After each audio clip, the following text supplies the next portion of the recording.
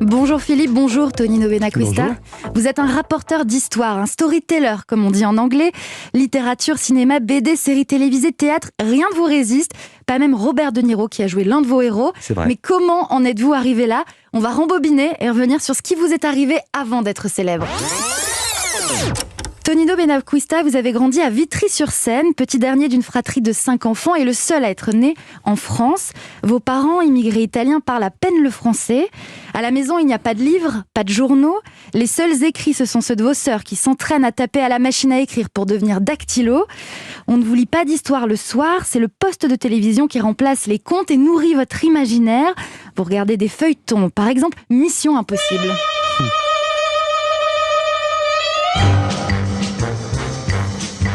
Mais aussi Le Prisonnier.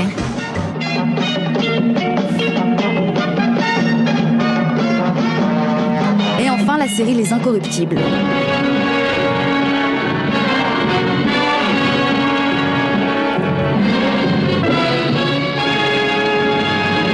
Je l'avais pas vu comme ça. Pour moi, vous étiez un lettré. Vous êtes un lettré, mais vous êtes aussi un enfant de la télé, en fait. De la télé, oui, du cinéma, de la BD, oui, enfin toute la culture populaire que je pouvais trouver dans le quartier. Ouais. Voilà quoi. Mais après le rapport à la lecture s'est fait de manière plus douloureuse et plus tard. On va le raconter. Ouais. Tonino Benacquista, à l'école, vous découvrez Les Chroniques martiennes de Ray Bradbury. Ce recueil de nouvelles de science-fiction vous fait prendre conscience du pouvoir magique de l'auteur sur l'imagination du lecteur, vous qui avez cette envie d'écrire. Au lycée, vous découvrez aussi la philo, et là vous tombez sur un professeur moderne qui demande aux élèves de lire L'être et le néant de Sartre, mais aussi, pour en finir une bonne fois pour toutes, avec la culture de Woody Allen. Ouais. Et il vous explique que ça dira la même chose, mais en plus drôle. Et ça vous plaît parce que vous avez vu les premiers films de Woody Allen, ça vous parle en fait. Ah, dis donc. Ah oui, mais c'était un prof qui... Moi j'avais lu Groucho Marx aussi. Mhm.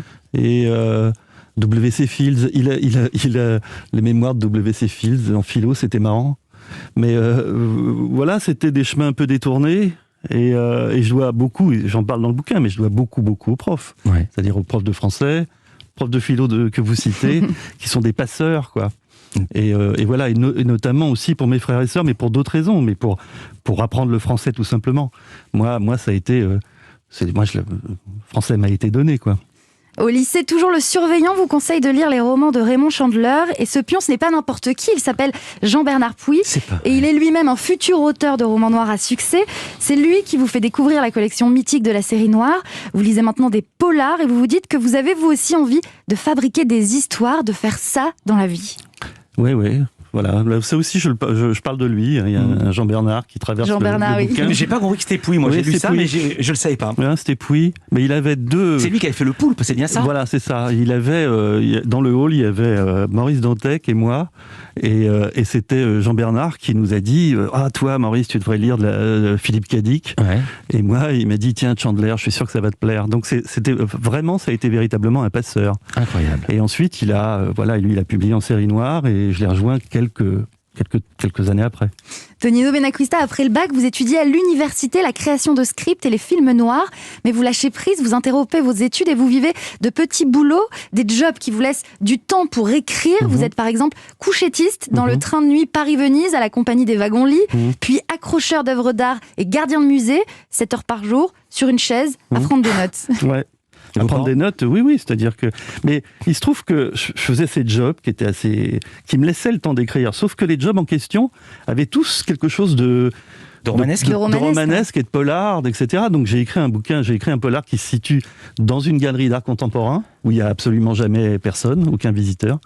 J'ai écrit un bouquin qui se passe dans les wagons-lits, qui s'appelle La Meldon des Sleeping. Et puis j'ai eu une période très creuse où... je cherchais du boulot, etc. Je suis devenu parasite mondain. Ça a amusé beaucoup de gens à l'époque. Et j'en ai tiré un bouquin qui s'appelle Les Morsures de l'Aube. Wow. Et Les Morsures de l'Aube, c'est l'histoire d'un type qui essaye de survivre en allant de cocktail en cocktail. Ce qui fut ma vie quand j'avais 22, 23 ans.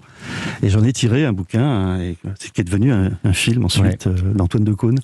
Vous n'avez pas mentionné votre tout premier roman baptisé Épinglé comme une pin-up dans un placard de GI, publié au Fleuve Noir alors que vous n'avez que 23 ans, mais vous l'avez dit, toutes vos expériences ont inspiré vos polars et la Commedia des ratés fonde définitivement votre réputation.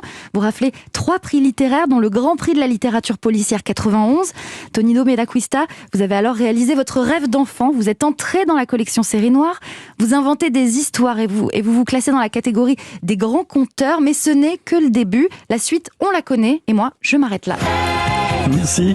Merci beaucoup, Lisa Marie.